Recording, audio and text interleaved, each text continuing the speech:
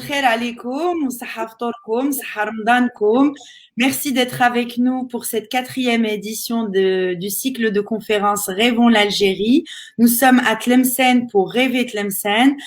Merci à tous les intervenants qui nous font l'honneur de partager avec nous ce riche patrimoine, l'une des plus belles villes du pays. Rêvons Tlemcen, c'est maintenant. Nous entamons le quatrième panel avec Dr Koussaï Zawi, marhaba bik, qui va nous parler du patrimoine par l'art de la photographie. Oustad Zawi, je vais brièvement vous présenter. Vous êtes né à Tlemcen, vous êtes l'administrateur de la page Tlemcen ou Al-Andalus Al-Maw'oud. Vous demeurez actuellement au Canada, vous êtes docteur en oncologie depuis 2009, diplômé de la faculté de médecine de Marseille en France. Actuellement, vous êtes assistant professeur au centre de recherche de l'Université de Montréal au Québec. Vous êtes consultant en archives auprès de plusieurs musées, notamment des musées français, le musée français de la photographie en France, le musée du Quai Branly, l'Archenay Museum of MIT en USA, le Smithsonian Museum et vous êtes collaborateur au Getty Research Institute and Museum aux USA. Vous êtes également collaborateur au projet Archéovision,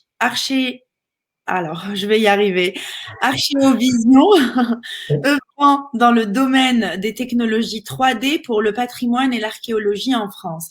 Vous êtes auteur d'un ouvrage sur la ville de Tlemcen intitulé Pensées sur Tlemcen d'autrefois, publié en 2016. Vous êtes également administrateur de la chaîne et du groupe Facebook Tlemcen et l'Andalousie, qui compte plus de 25 000 membres. Marhaba bik, Dr Zawi. Merci de nous faire l'honneur de votre présence ce soir. Et tafaddal. Merci beaucoup. Salam alaikum, sahaf torkom. Bon, احنا في كندا مازال ما بديناش الفطور. Il nous reste encore 4h30. Mais bon, sahaf torkom. Merci d'être là. Et aujourd'hui, Inch'Allah, je vais vous présenter une petite intervention sur le patrimoine à travers l'art de la photographie. Avant tout, j'aimerais remercier toute l'équipe pour les efforts qui ont été consacrés, qui seront encore consacrés pour mettre en valeur le patrimoine de l'Algérie, notamment celui de Tlemcen, comme aujourd'hui. Je tiens à remercier Nahla pour ses efforts et pour sa sollicitude. C'est très, très intéressant de voir des personnes s'investir dans le patrimoine.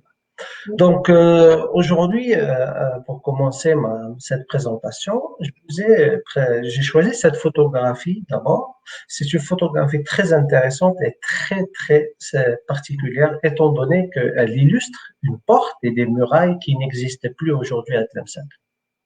Cette porte s'appelle Bab al-Aqba ou la porte de la montée. Les murailles, ce sont les anciennes murailles d'Agadir, l'ancienne ville de Tlemcen. Et le minaret que vous voyez derrière, c'est le minaret d'Agadir, la première mosquée de Tlemcen. L'une des premières mosquées de Tlemcen.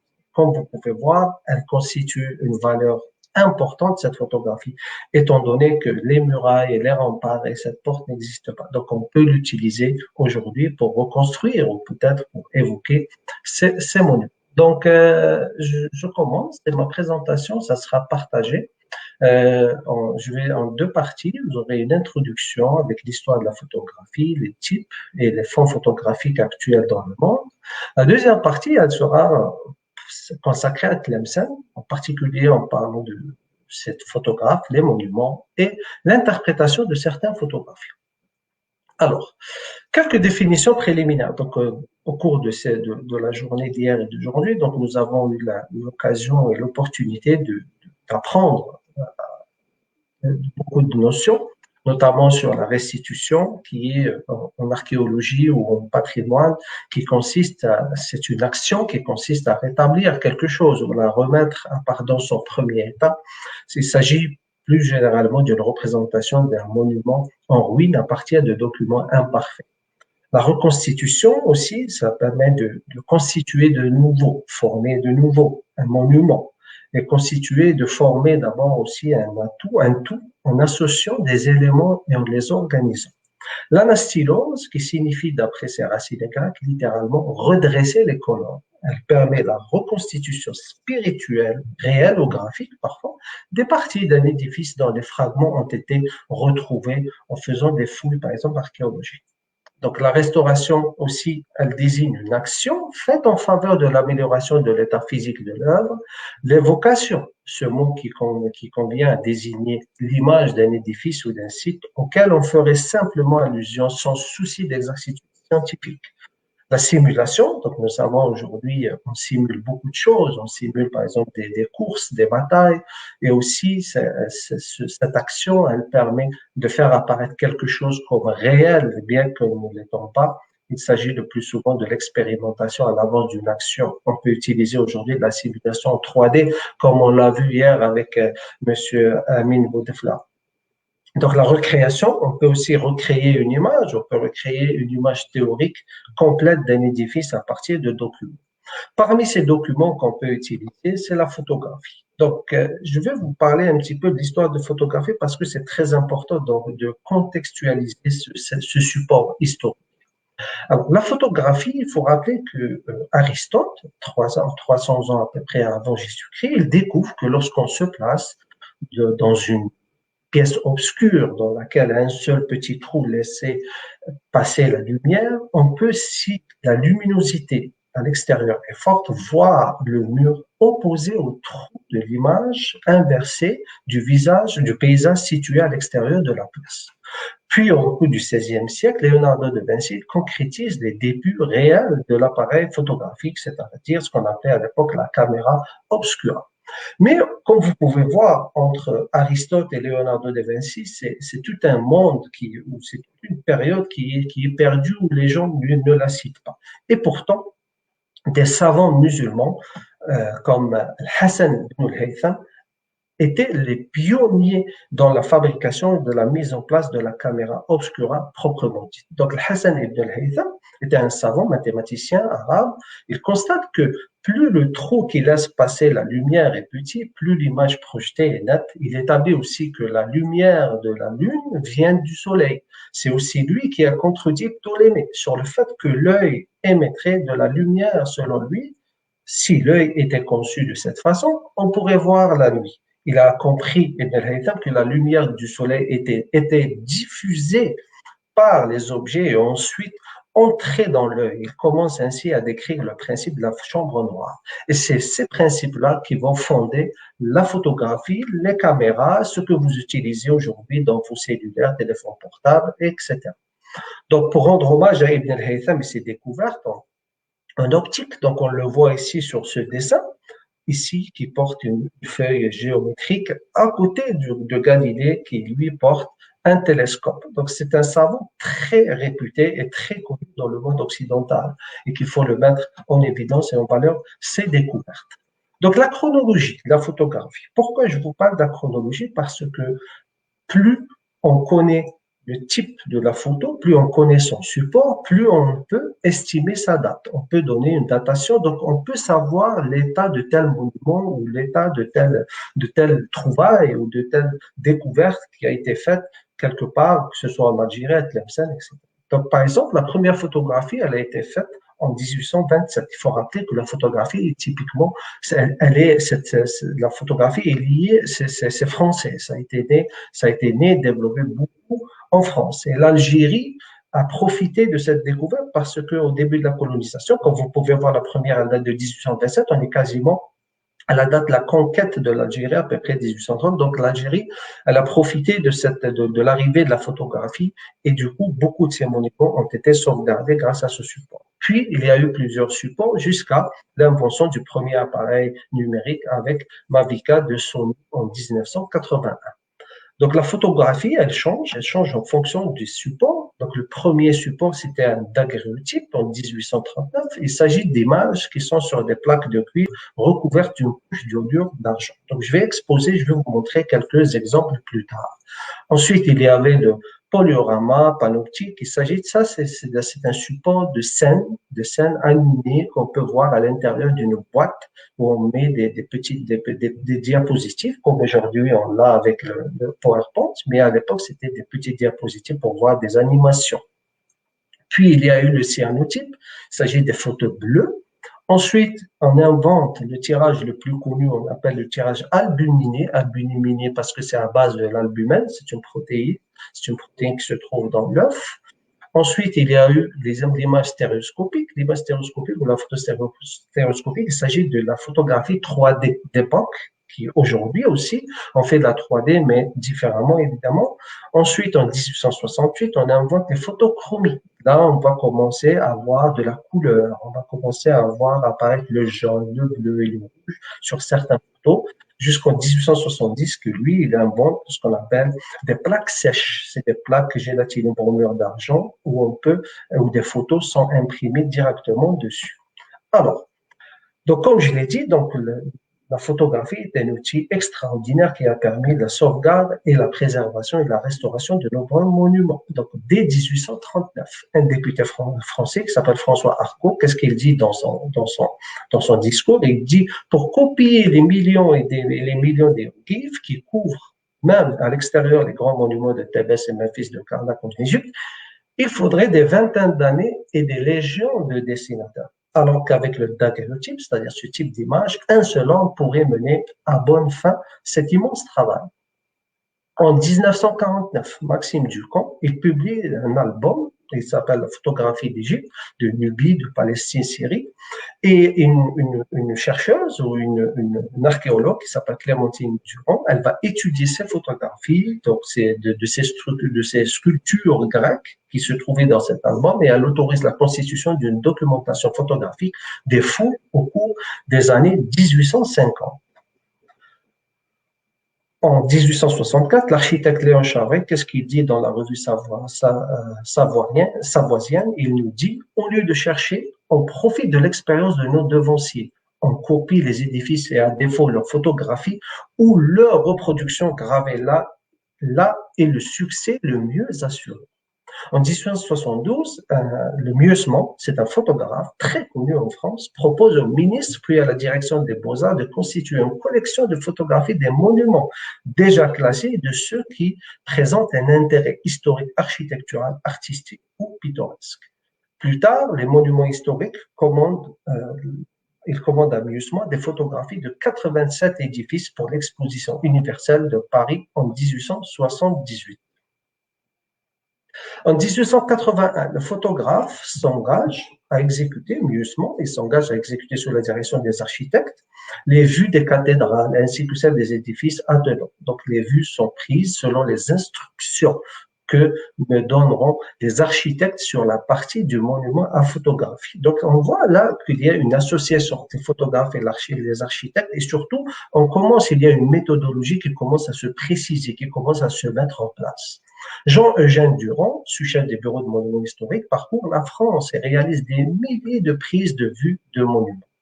Donc, la photographie s'affirme au fil de ses perfectionnements techniques, le support privilégié des missions archéologiques comme dans des campagnes de relever des richesses patrimoniales et des expéditions d'exploration du territoire. C'est ainsi que la Société de géographie française, elle constitue dès la fin du 19e siècle jusqu'au 1920 une collection unique de prises de vue venues du monde entier. Et donc, pour conclure toute cette introduction, on peut dire que la photographie et la notion moderne du patrimoine, cette notion de monument historique, sont toutes les deux nées au 19e siècle. Le début du 19e siècle c'est une passion, il s'agissait de la photographie de départ, c'était une passion qui évoluera assez vite vers une passion conservatrice et restauratrice. Les photographies ou la photographie apparaît comme l'outil nouveau qui favorisera objectivement la décision d'envoyer des crédits et des ordres pour sauver des monuments. Alors, donc, je passe à la deuxième partie pour vous parler de ces types de photographies. Alors, il faut rappeler que la photographie, il y a plusieurs types. Donc, les monuments historiques, les photos des monuments réalisés par des photographes professionnels ou amateurs, que ce soit des historiens de l'art, des archéologues, amateurs d'architecture ou de photographie d'architectes ou des architectes eux-mêmes, peuvent être répartis en trois catégories. Premièrement, on trouve ce qu'on appelle la photographie systématique. Ça veut dire quoi? Ça veut dire qu'il s'agit de photographie élaborée au contact des architectes, c'est-à-dire commandée par des architectes.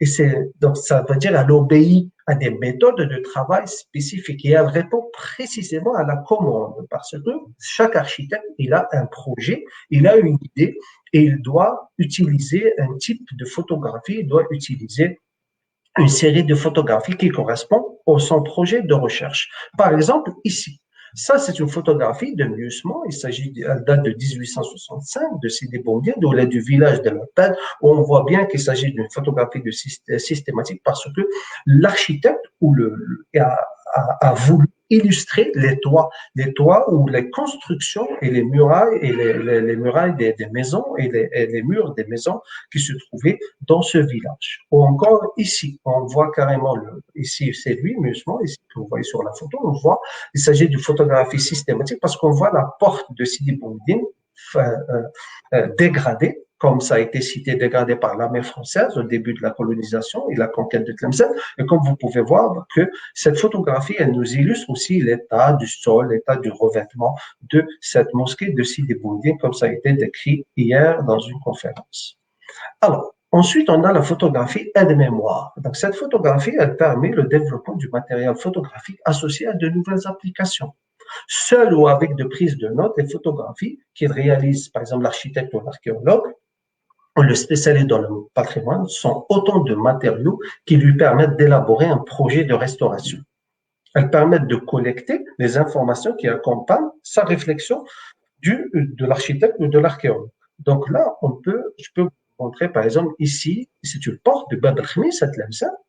Donc, on voit bien que c'est une porte qui date, certains disent, elle date de la période méridide. Donc, elle n'a pas été restaurée avant sa restauration par l'administration française.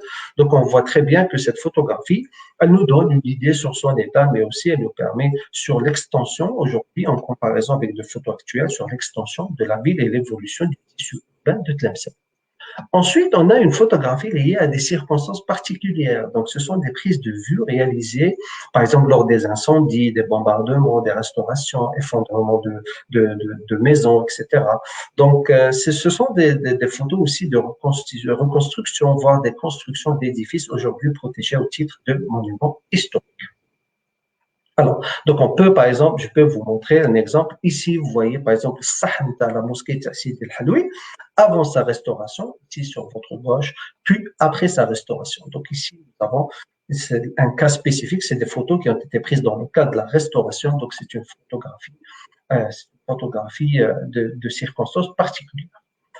Donc la deuxième partie, donc je vais vous présenter un fonds photographique que j'aimerais que ce fonds photographique, ou j'aimerais que l'Algérie où chaque ville algérienne puisse développer ce genre de fonds photographique parce que c'est très important, d'une richesse inestimable pour les générations futures. Donc, je peux vous citer le Fonds photographique de France. Il s'agit de la médiathèque de l'architecture du patrimoine. Donc, elle a un rôle très important dans la collection, l'étude et la conservation, la publication et la valorisation des archives de l'administration des monuments historiques, c'est-à-dire tous les documents qui ont été produits au cours du 19e siècle avec l'apparition de la photographie. Donc, vous voyez bien qu'il y a toute un fonds photographique et une médiathèque, c'est-à-dire tout un système qui a été créé pour préserver ce genre cette richesse inestimable. Donc aujourd'hui aussi, cette médiathèque, elle est responsable d'une des collections photographiques les plus importantes en Europe. Il s'agit que vous pouvez trouver quelques échantillons sur le département de la photographie de la médiathèque. Mais pas seulement parce que aussi la médiathèque, elle permet de restaurer, elle permet aussi de sauvegarder des films d'époque. Notamment, on retrouve le premier film de Tlemcen qui a été tourné en 1890. Je ne vais pas vous le présenter ici, mais la prochaine fois, j'espère, Inch'Allah, vous le montrerez. Il s'agit d'un film tourné par les frères Lumière qui ont fait un passage en Algérie en 1890, juste après l'installation ou la mise en place du système électrique à Tlemcen. Alors, Donc, cette médiathèque, elle permet aux politiques de préservation de l'héritage du passé qui commencent d'abord à s'institutionnaliser et font appel à la photographie qui s'impose progressivement comme l'outil de la conservation du patrimoine monumental et archéologique. Donc, l'inventaire photographique du patrimoine architectural s'inscrit dans deux histoires distinctes, tout en étant liées. Premièrement, le recensement du patrimoine, évidemment, et aussi l'usage de la photographie par les institutions patrimoniales. Alors, donc je passe à la deuxième partie de ma présentation. Donc, ici, vous voyez, c'est une photo de Tlemcen. C'est la petite ville de Tlemcen qui date de 1860. C'est une photo qui est produite par Pedra, dont j'exposerai quelques œuvres à lui. Donc, on voit très bien les limites de la ville et on peut la comparer aujourd'hui pour voir l'extension de cette ville et l'évolution de. Donc, parmi les photos que je voulais vous montrer et parmi les tirages, donc on retrouve par exemple ici le daguerreotype. Vous voyez, c'est ces plaques sur lesquelles des photos ont été produites. Donc, on trouve par exemple ici un personnage de Tlemcen en tenue traditionnelle. Elle date de 1845. On trouve ici le polyorama panoptique, ici le minaret de Mansoura avant sa restauration. Comme vous le savez comme je l'ai dit, que ce tirage ou ce support est utilisé pour l'animation, pour que les gens puissent découvrir. C'était les premières étapes avant la mise en place du cinéma et de la vidéo par les frères Lumière. Le cyanotype, le bleu, cyan en anglais c'est bleu, donc vous voyez bien que ici porte de Tlemcen, la porte de l'abattoir qui n'existe plus. Donc, c'est une photo aussi d'une richesse, d'une importance majeure. On retrouve ici la 3D d'époque, c'est la photo stéréoscopique. Et comme vous pouvez voir, on a l'impression qu'il s'agit de la même photo, mais non. En fait, la photographie stéréoscopique, on utilise, c'est une sorte d'une boîte. On a comme des oculaires, on dirait des jumelles, où le photographe voit et il prend en photo ce qu'il voit avec l'œil gauche et ce qu'il voit avec l'œil droit. Donc, comme vous pouvez voir ici, la partie gauche est un peu tronquée par rapport à la partie droite et la partie droite du gauche est tronquée par rapport à la partie droite de la photo qui est à droite. Donc, vous voyez bien qu'il y a une certaine différence, mais elle a une valeur historique importante. Donc, le tirage albuminé, donc ici, c'est la place de la mairie, Saht Emirad Khader, qui se trouve au centre-ville de Tlemcen. Donc, on voit, c'est un tirage le plus commun et le plus courant. Et c'est ça qui a permis le développement de la photographie, que les gens ont commencé à s'acheter, à s'approprier des photos historiques à l'époque du 19e siècle. On trouve ici des plaques sèches de vin. Par exemple, c'est une photo de Mihrab, la mosquée de Sidi Boumediene. Donc, on peut imprimer des photos sur du verre. Elles ont une qualité très intéressante. Les détails sont importants, mais aussi la préservation, bien que ça soit fragile, mais la qualité de la photo, elle est bien produite. Ensuite, on a la photochromie. La photochromie, il s'agit des premiers essais couleurs de la photo. Tlemcen malheureusement n'a pas profité de ce type de tirage. Par contre, à Alger, oui. Donc, j'ai choisi la mosquée Jamal Kbir à Alger, mais surtout, j'ai choisi ce Jamal parce que le minaret est zianide. Il a été fondé et édifié par le sultan Abou Tashfin Ier. Ensuite, Tlemcen a profité du tirage autochrome. Donc ici, par exemple, Courtellement a produit en 1923. Donc on commence aussi à mieux voir les couleurs. On voit du bleu, on voit du rouge, du marron, du vert, du jaune. Donc c'est les premiers tirages ou les premiers développements de la photo couleur. Donc, dans cette partie, la partie suivante de la présentation, je vais vous parler des photographes de Tlemcen ou des photographes qui ont photographié Tlemcen et ses monuments. Donc, le tout premier, il s'agit de Félix-Jacques-Antoine Moulin. Donc, sa période d'activité, elle date de 1856. C'est-à-dire que, pourquoi je vous donne toutes ces dates, pourquoi je vous donne tous ces noms, parce que du moment où vous allez être confronté, vous allez trouver des photos de ces photographes qui les signent parfois. Donc, vous avez une date parce que vous avez déjà une date d'activité, une période d'activité. Donc, vous pouvez dater le monument lui-même. Par exemple, cette photo, elle a été prise en 1856 parce que la période d'activité de ce photographe était à cette date-là à Tlemcen. Donc, on voit complètement le minaret de Mansoura non restauré encore. On passe plus tard à les frères Lévy, Léon et Lévy. C'est la marque LL. Vous allez la trouver ça sur certaines photos. Donc, leur période d'activité était de 1880-1890. Donc, c'est une photo. Ici, on voit la place, l'ancienne place de la mairie ou la place Amir Abdelkader et la grande mosquée de Tlemcen avant la restauration et le développement de cette place. Donc, cette photo, on peut la dater de 1890 au moins. Donc, on passe aussi aux frères Nordin, Étienne et Louis Antonin. Donc, ici, vous avez une carte de visite à eux avec la porte del Mouchoir, ou la porte française de la porte des remparts del Mouchoir. Donc, ces frères-là, ils ont fait le tour de l'Algérie au cours du 19e siècle et ils ont photographié chaque ville algérienne. Ils ont des tonnes et des tonnes de photos d'Algérie et aujourd'hui sont gérés par une agence de photographie à Paris qui s'appelle Roger Violet. Et ils ont énormément de photos d'Algérie, notamment ceux de Tlemcen.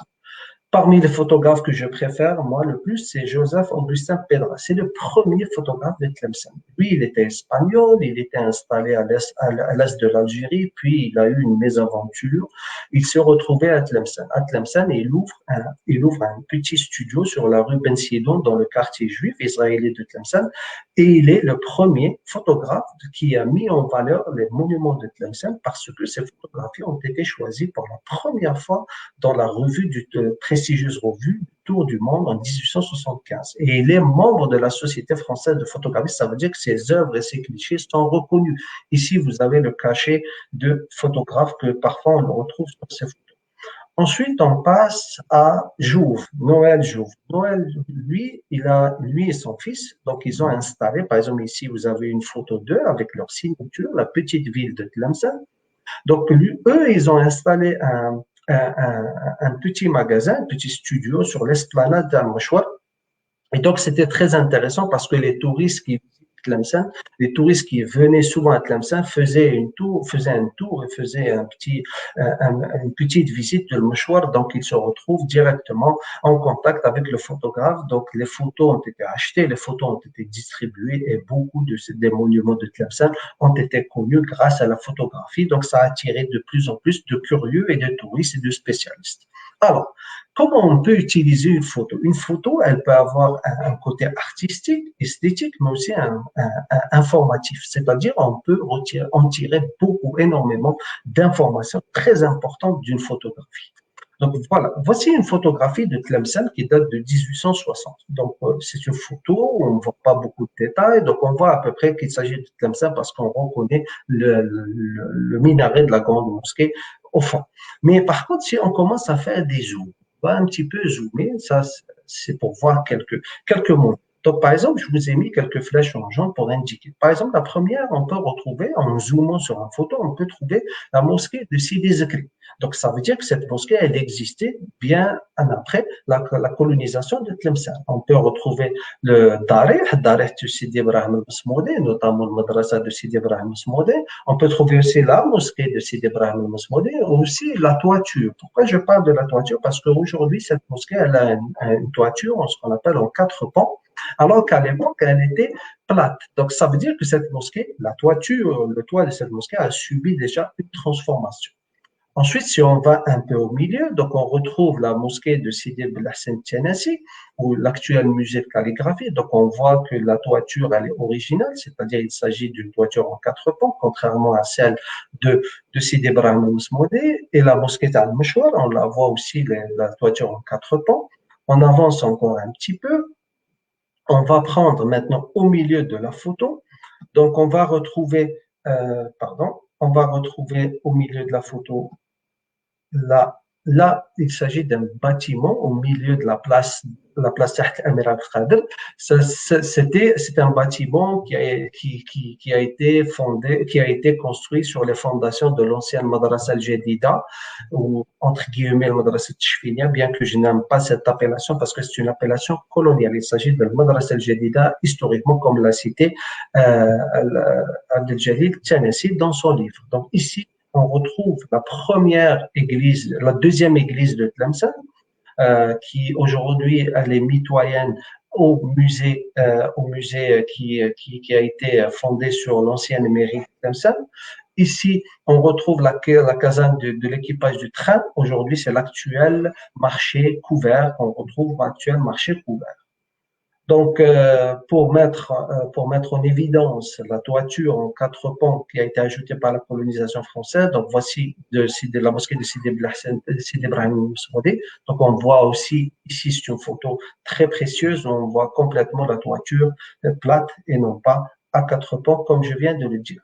On peut aussi suivre, grâce à la photographie, on peut suivre les méthodes, on peut suivre les méthodes de travail, on peut suivre la restauration d'un monument. Prenons par exemple le Mansoura.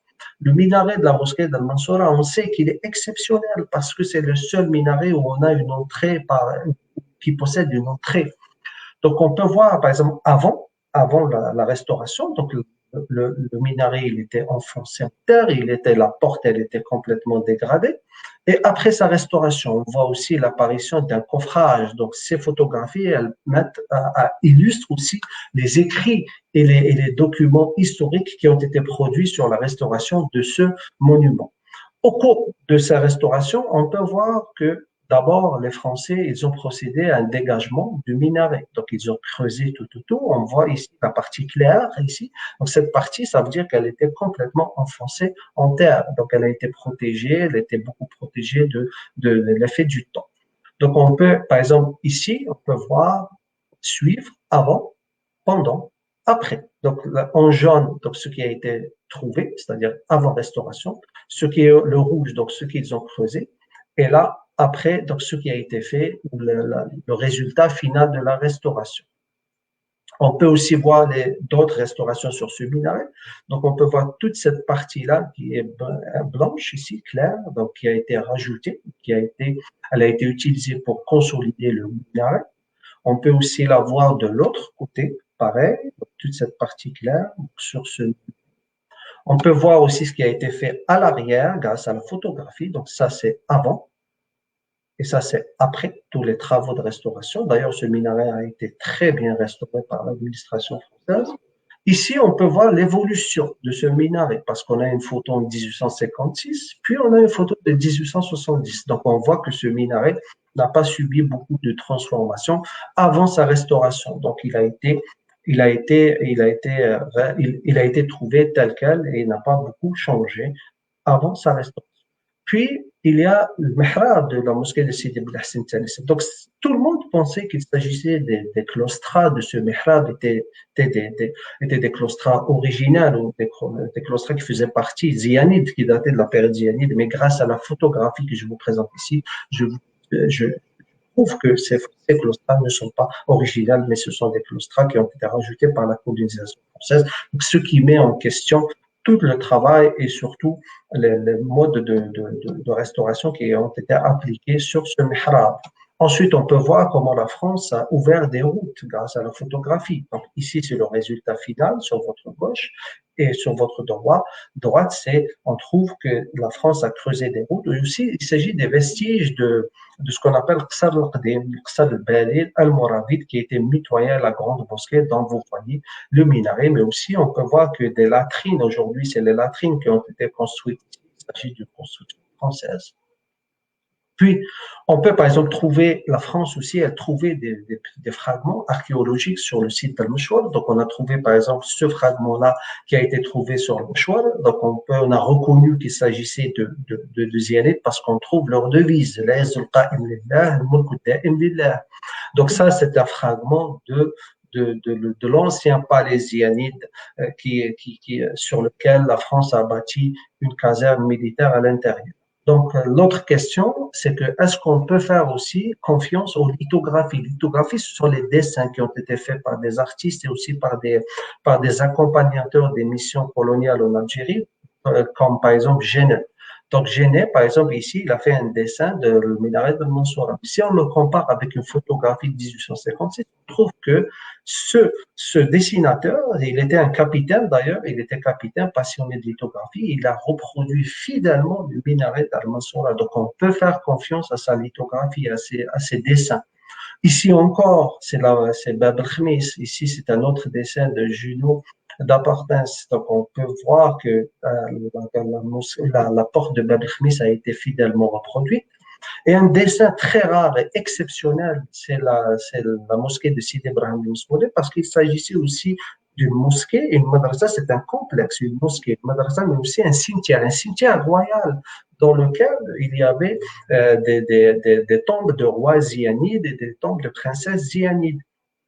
On n'a aucune photo de ce cimetière, mais ici, grâce à ce dessin, donc on peut voir qu'il s'agissait bien d'un cimetière. Là, vous voyez des tombes, des pierres tombales. Donc ça veut dire que ce qui a été écrit et toutes les découvertes qui ont été faites par les Français, qui ont été faites par les Français après la colonisation, dans dans ce site confirment bien qu'il s'agissait d'un cimetière. Donc, comment on peut aussi transposer ou comment on peut aussi étudier ces photographies grâce aux photographies actuelles, en faisant des comparaisons, de les confrontant. Donc, on peut voir que la ville de Tlemcen a beaucoup évolué aujourd'hui. On voit toutes les constructions hybrides qui ont été introduites dans l'ancienne Médina de Tlemcen par la colonisation française. Ici encore, on peut voir l'église de Tlemcen, bien sûr, l'ancienne église Saint-Michel, aujourd'hui, elle a été convertie, la cloche a été détruite, mais on peut voir comment, ici, vous la voyez aujourd'hui, on peut voir comment les habitations ont évolué, construction d'un étage supérieur, construction, destruction, modification du tissu urbain. Ici, le minaret de la grande mosquée, tous les magasins autour dans la partie de l'Qissaria, ça c'est l'Qissaria, ici, on voit bien qu'il y a eu l'ajout du marché couvert en 1904. Donc, on voit très bien que Tlemcen a évolué. Tlemcen n'est pas resté figé. Et ces photos-là sont d'une importance majeure.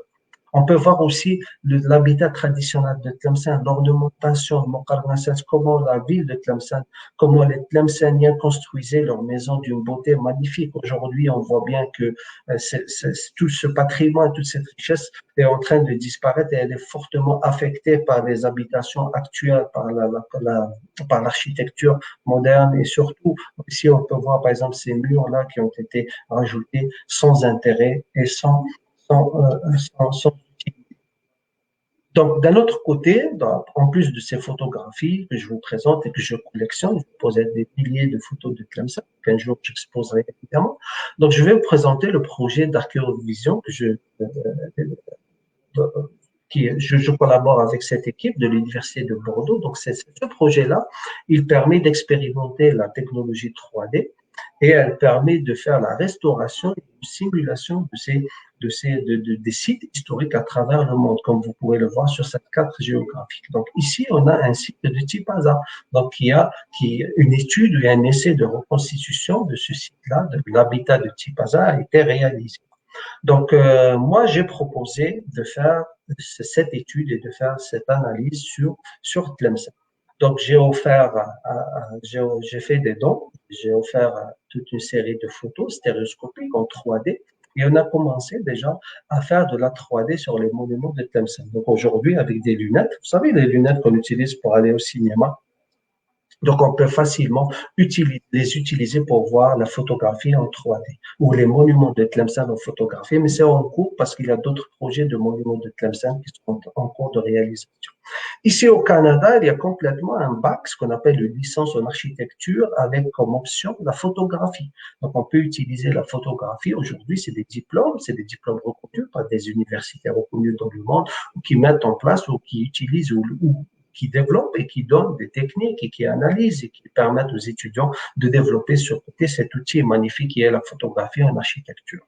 Avant de finir, j'aimerais vous citer cette citation de François Chouet qui disait « Vouloir et savoir classer les monuments est une chose, savoir ensuite les conserver physiquement et les restaurer est une autre affaire qui repose sur d'autres connaissances. Elle appelle une pratique spécifique et des praticiens spécialisés. » Donc, parmi ces pratiques, on peut utiliser la photographie. D'ailleurs, la photographie, elle a été utilisée à Ain el-Fouara, à Stif. Donc, lorsqu'ils ont détruit avec le monument, donc ils ont utilisé la photographie pour reconstruire Ain el-Fouara. Et pour vous faire rire et sourire, donc vous voyez bien que avant la création de la photographie, il y a eu une fréquence de miracles très élevée. Une fois la photographie a commencé à se développer, donc les miracles et les mensonges ont commencé à baisser. Mais malheureusement, avec l'apparition de Photoshop, là, on voit encore une augmentation des miracles et des fake news entre guillemets.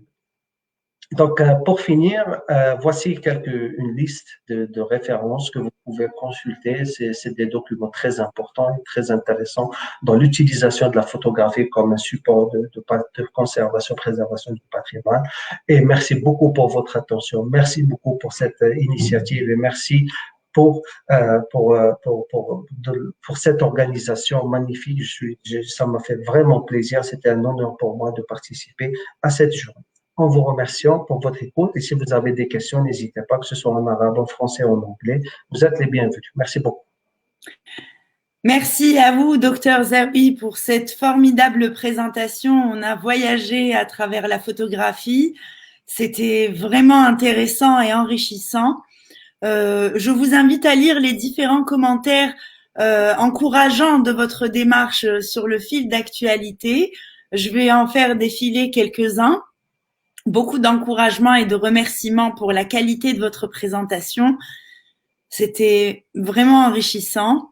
Merci. Vous avez l'association El Assalat Tlemcen qui vous remercie. Merci beaucoup. Nous avons une intervention de Abdelmajid Bouqassem. Oui. Alors, je pense que c'est une question plutôt qui dit en 1962, l'Algérie avait hérité de la plus grande photothèque des monuments et des sites archéologiques de l'Afrique du Nord. Quant à la bibliothèque située à Télémni, était au 2e rang après celle de Paris. Qu'en est-il 70 ans après? Pertinente question. Oui, c'est vrai que l'Algérie, elle a hérité parce que, comme je disais, la photographie, c'est français, c'est développé avec la colonisation française et l'Algérie, elle a profité de cet outil, les monuments. Donc, malheureusement, une très grande partie de cette photothèque ou de ces fonds photographiques n'ont pas été exploités aujourd'hui. J'ai à plusieurs reprises contacté, par exemple, le ministère, les ministères afin de mettre mon expertise au service pour mettre en valeur ces photographies. Mais malheureusement, par exemple, on ne possède même pas un site internet où on peut accéder même à des petites vignettes pour voir qu'est-ce qu'on possède, qu'est-ce qu'on a comme photographie. C'est vraiment le flou total et les choses n'ont pas évolué et je ne pense, malheureusement, j'aimerais aussi, non seulement l'État algérien il possède, mais aussi il faut rappeler les familles algériennes. Elles ont des photographies, énormément de photos de conquête, de photos de l'indépendance, des photographies aussi qui permettent de monuments qui ont été prises par eux-mêmes et qui peuvent les mettre à la disposition des chercheurs et des historiens et des archéologues et des restaurateurs. Mais ça reste, il y a encore du chemin à faire malheureusement. J'espère que ça va se réaliser. Mais il faut que les choses, il faut centraliser. C'est vrai qu'aujourd'hui, les universités aussi, par exemple, les universités aussi, normalement, comme je l'ai dit, les étudiants font des recherches, ils vont sur le site, ils prennent des photos. Pourquoi les universités ne créent pas des bases de données? Pourquoi les universités ne demandent pas aux étudiants de fournir des clés USB, de fournir des CD pour les préserver? C'est très important pour les générations futures. Aujourd'hui, il suffit de mettre un réseau, de mettre un disque dur pour sauvegarder des milliers de photos qui peuvent être intéressantes pour le devenir aussi de ces monuments. On ne sait pas ce qui se passera dans quelques années, dans quelques siècles. Et ça, c'est quelque chose à préserver et à mettre en place. Le mortier utilisé. Je t'entends pas. Oui. Alors, justement, à ce propos, vous avez une question de monsieur Samir Hassan que je vous ai affichée en bas de l'écran et qui demande: le mortier utilisé jadis peut être reconstitué pour rénover les édifices et retrouver l'aspect physique originel. Est-ce que la photographie peut répondre à ce besoin? Oui, la photographie, elle peut répondre à ce besoin. Il y a de plus en plus d'études espagnoles qui ont travaillé sur le mortier, qui travaillent sur les techniques de restauration, qui travaillent sur tous ces matériaux pour reconstituer, pour sauvegarder, pour restaurer les monuments. Il y a eu même une étude sur plusieurs monuments de Tlemcen, des études qui ont été faites par des Espagnols pour mettre pour mettre en lumière les méthodes de restauration, mais on peut l'utiliser. C'est utilisable parce que on peut savoir aussi comment à l'époque non seulement les matériaux, mais aussi les outils. Quels étaient les outils qui ont été appliqués pour comment, par exemple, on peut se poser la question comment ils ont pu remonter, par exemple, le minaret d'Al-Mansoura, il est d'une hauteur magistrale, il est très haut. Comment ils sont arrivés? Aujourd'hui, on utilise des grues, des nacelles, mais à l'époque, on a des photos qui le montrent, qui l'indiquent, parce que on peut suivre la touche de ces artistes. C'est des vrais artistes, c'est des passionnés d'histoire et passionnés d'art, comment ils ont pu pour faire toutes ces restaurations. Donc, malheureusement, à Tlemcen, toutes ces études, le mortier dont M. Hassan, dont il parlait, n'a pas respecté les normes internationales. D'ailleurs, on le voit, beaucoup de monuments de Tlemcen ont été restaurés dans l'urgence, à partir de 2011, parce que 2011, c'était la manifestation Tlemcen capitale islamique, et on voit les dégâts, on voit par exemple, je prends juste le palais de ce qu'ils disent, le palais royal de Zianid ne respecte aucune étude, il ne respecte aucun plan, il ne respecte aucune recherche. Le Hammam Sabarin, ben des teinturiers de Tlemcen qui date du XIIIe siècle, c'est Hammam Sultan, vous imaginez, c'est le seul ben de Tlemcen qui date de cette époque. Eh ben, aujourd'hui, l'étude elle a été faite en un mois. Vous imaginez 4 semaines pour faire une étude de restauration sur un monument qui date du XIVe siècle ou du XIIIe siècle, c'est impossible. 14e siècle, c'est impossible. Donc on voit bien les dégâts. Donc des fois des restaurations, on pense que c'est des restaurations, mais aussi c'est des dégâts qui ont été introduits volontairement. Parce qu'un mur, il est vivant. Un mur ne peut pas accepter n'importe quelle matière, ne peut pas accepter n'importe quel produit chimique. C'est comme un arbre, c'est comme une terre. Donc c'est très important ça. Mais malheureusement, ça n'a pas été pris en considération. Et, bon, voilà. Hélas. Nous espérons que ça change au futur, Inch'Allah, notamment grâce à la vigilance des citoyens et à la collecte d'informations et de données qui peuvent aider les professionnels à restaurer. Tout à fait. Voilà, c'est ça. En parlant, avant de laisser la prochaine intervention, en parlant du citoyen, c'est parce que des fois, des murailles qui se retrouvent. Hier, M. Hicham de Vitamine DZ, il parlait de cette restauration des monuments et comment le tissu urbain affecte aussi les monuments. C'est parfois des murailles se retrouvent dans mitoyens, des maisons, etc. Donc, des fois, des gens qui n'ont pas de connaissances, qui essayent par eux-mêmes en utilisant du mortier aujourd'hui, du ciment, et qui affectent et altèrent plus ces monuments, plus que les sauvegarder, les préserver. Voilà. Absolument. Merci beaucoup. Merci à vous. Si je peux juste ajouter un mot. Merci Monsieur Kossay. Donc c'est Faz Rima. Je suis architecte du patrimoine. Par rapport à l'utilisation de la base de données photographique qui est vraiment notable et je vous en félicite. Il faut savoir qu'actuellement, on arrive à faire avec la photogrammétrie, parce qu'on a vu des exemples tout à l'heure d'usage de photogrammétrie, mais c'est des usages plus d'ordre commercial ou de vulgarisation. Mais dans l'usage scientifique, on a pu mettre en place un dispositif où on peut intégrer d'anciennes images sur de la photogrammétrie ou sur des maquettes photogrammétriques, donc des maillages récents.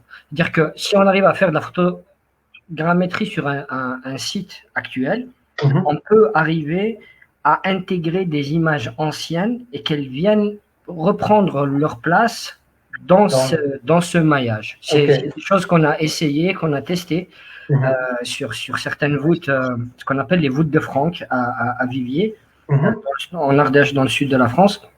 Et ces réinsertions d'images anciennes peuvent aussi nous instruire sur des déformations qui auraient pu avoir lieu, des transformations, et surtout ça permet de réintégrer un état des lieux autre. C'est-à-dire qu'on peut remettre un état des lieux, même partiel, même ponctuel, de la taille d'une image, mais pour peu qu'on ait quelques notions. C'est-à-dire que le fait d'avoir des clichés d'origine est une condition sine qua non, que l'image ne soit pas issue d'un transfert d'un PDF vers un JPEG. Alors si on a les argentiques, c'est encore mieux, mais des photos de bonne qualité telles qu'elles sont gardées et stockées dans les bases de données des bibliothèques nationales sont suffisantes pour pouvoir essayer et les remettre en place dans les maillages actuels. On pourra en échanger en privé si vous Oui, voulez. c'est-à-dire vous essayez de créer des images hybrides, c'est-à-dire de faire des reconstructions hybrides, c'est avec de l'ancien. Ok, j'ai compris. Oui, c'est vrai. Ça donne des bases scientifiques par rapport au travail. C'est-à-dire que ça permettra concrètement de voir les déformations et surtout l'évolution du tissu bâti ou l'évolution des altérations sur des décors ou autres sur un état réel.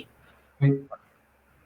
Bah, merci beaucoup et en espérant qu'on finisse par capitaliser sur le travail que font les individus en Algérie ou les initiatives individuelles. Je comprends entièrement.